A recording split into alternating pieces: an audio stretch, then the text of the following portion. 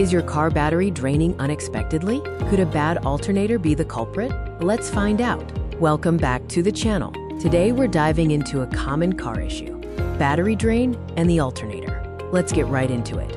Can a bad alternator actually drain your car battery? Understanding the roles of both the alternator and battery is key to answering that question.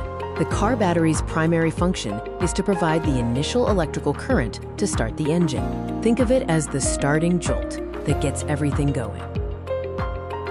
Additionally, the battery powers your car's electrical systems when the engine is off. The alternator, on the other hand, is responsible for maintaining the charge of your car's battery while the engine is running.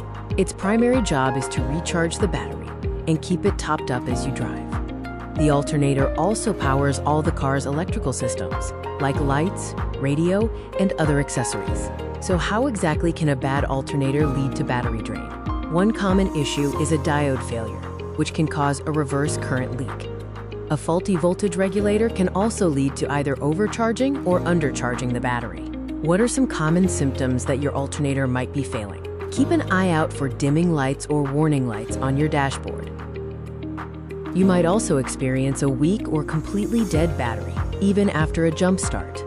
How do you know for sure if the alternator is the issue? Let's talk testing.